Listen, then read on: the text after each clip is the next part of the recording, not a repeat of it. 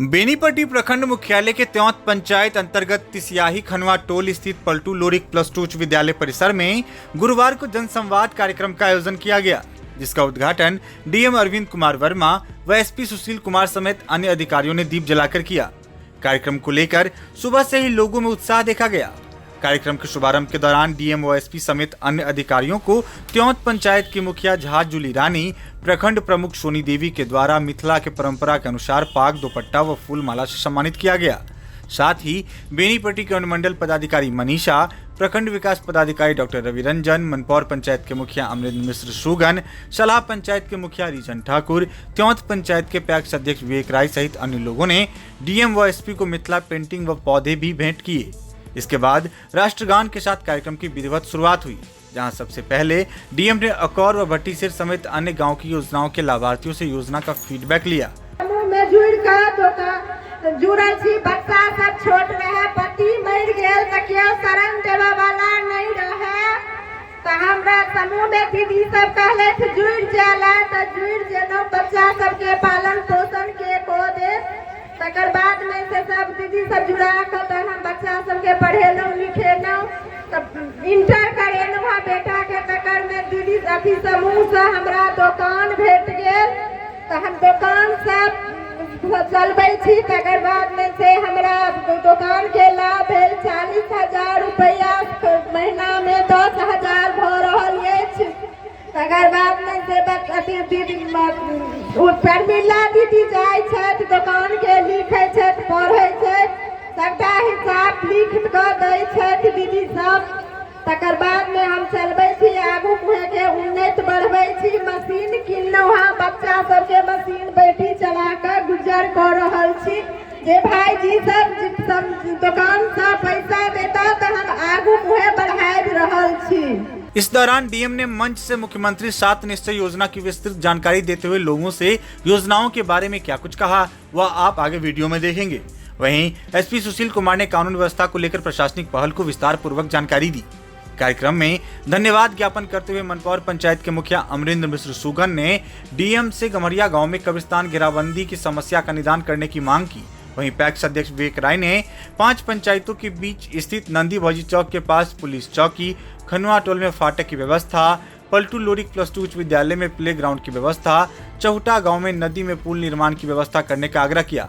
अंत में सलाह पंचायत के मुखिया रीजन ठाकुर ने पंचायत भवन के पास स्थित पोखरा का सौंदर्यीकरण, अधवारी गांव में सड़क निर्माण की व्यवस्था, WPO स्थल तक सड़क निर्माण, वार्ड 3 में सड़क निर्माण कराने, समदा में नदी में पुलिया व उप स्वास्थ्य केंद्र का निर्माण कराने की मांग की। कार्यक्रम के दौरान DPRO Parimal Kumar, ACMO doctor RK Singh, CO Pallavi Kumari Gupta, PO Jitendra Kumar, MO Rohit Ranjan, BPRO Madhukar Kumar, PHC प्रभारी सुशील कुमार व सांख्यिकी पर्यवेक्षक देवनारायण महतो, अकौर पंचायत के मुखिया सुजीत कामत, समाज सेवी बबलू यादव, समदा के मुखिया कमलदेव पासवान सहित अन्य अधिकारी व कर्मी भी मौजूद रहे।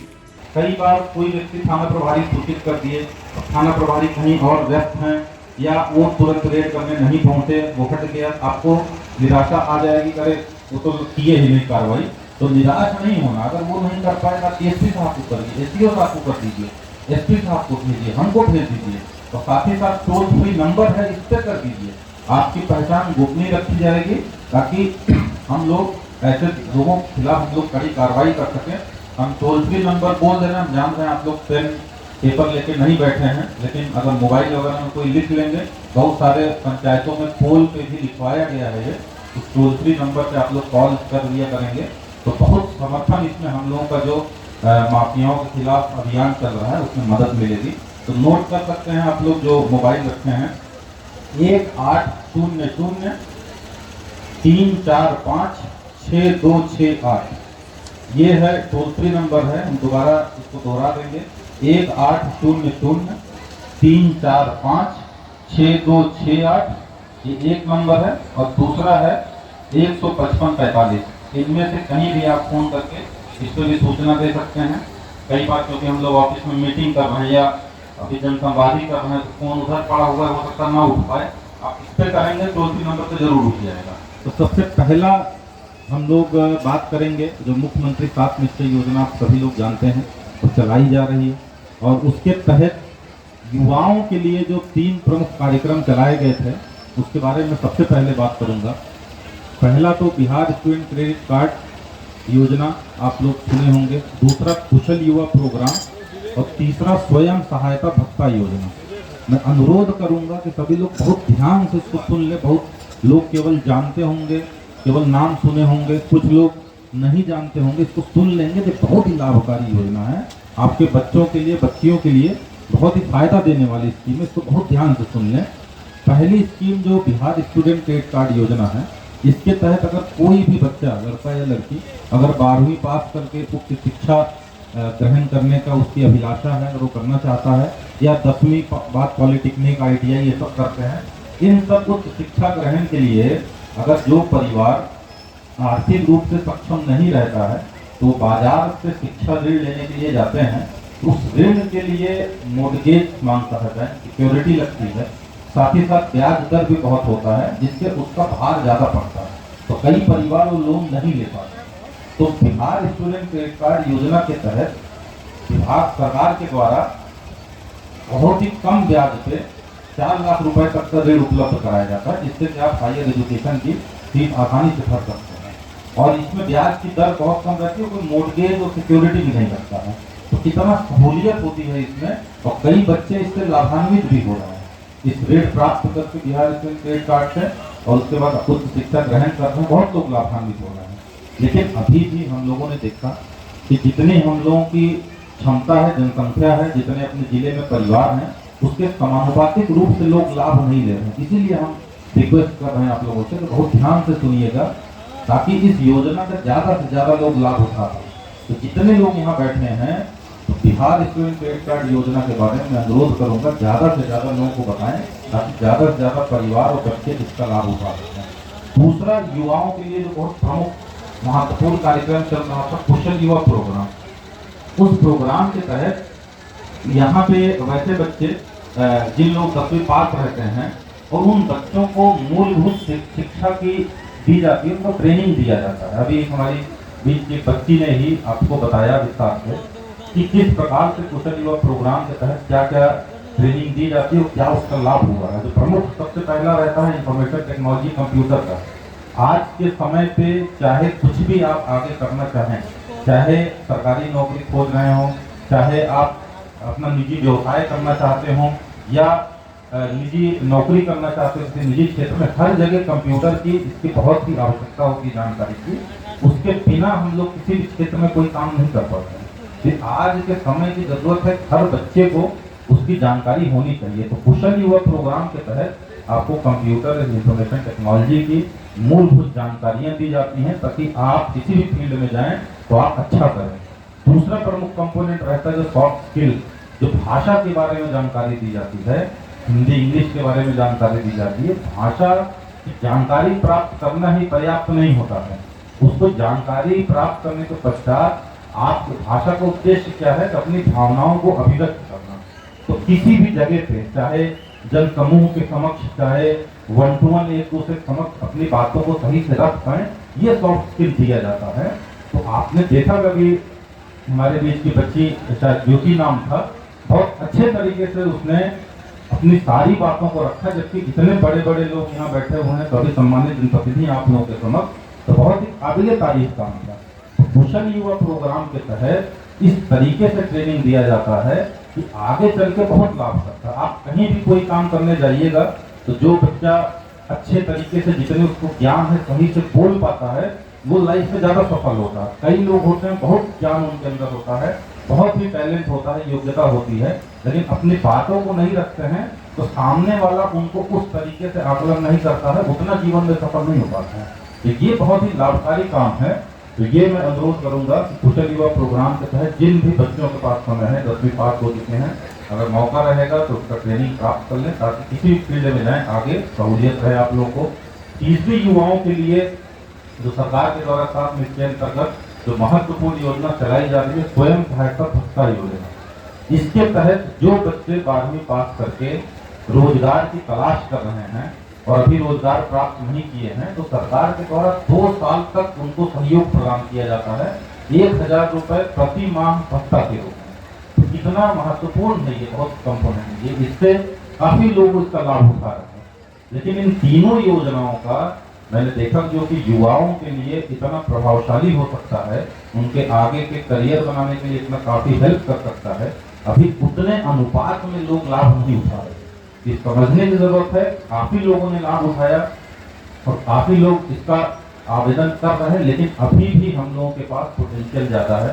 तो मैं जहां भी जा रहा हूँ जनसंपर्क में इसी से अपनी बात की शुरुआत करता हूँ, क्योंकि इतना महत्वपूर्ण है ये।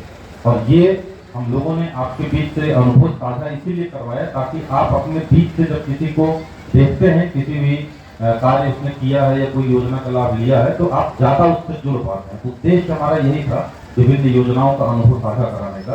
तो मैं यही अपील करूंगा कि ज्यादा से ज्यादा लोगों तक इन तीनों योजनाओं के बारे में आप बताएं, ताकि ज्यादा से ज्यादा हमारे बच्चे इससे लाभान्वित हो सकें। दूसरा, मैं सरकार का बहुत प्रमुख कार्यक्रम, कानून कह लीजिए, उसके बारे में बात करूंगा, जिसका भी बहुत ही प्रभाव बहुत अच्छा पड़ता है लोगों के दिमाग को दूर करने के लिए।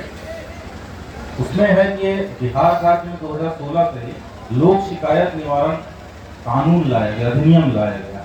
और इस अधिनियम के तहत अनुमंडल स्तर पर लोक शिकायत निवारण पदाधिकारी, हमारे जिला स्तर पर जिला स्तरीय लोक शिकायत निवारण पदाधिकारी, इनकी प्रतिनियुक्ति की गई और इनका काम सिर्फ यही रखा गया। इनको कोई और विभाग नहीं दिया गया कि आपको कोई और काम करना है, सिर्फ और सिर्फ यही काम करने के लिए लाया गया। और इसका बहुत लोग लाभ उठा रहे हैं।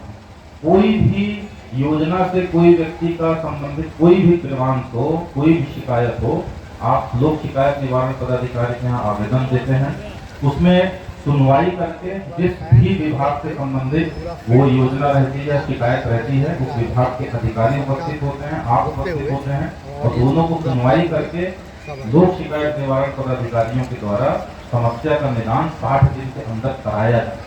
तो ये बहुत ही प्रभावशाली है लोगों की समस्या का निदान कराने के लिए। और हमारे बीच में अभी एक व्यक्ति जो इस कानून का फायदा उठाए थे, उनके द्वारा अनुभव भी साझा किया गया। इसी प्रकार से अनेकों लोगों ने बहुत लाभ इस कानून का उठाया है।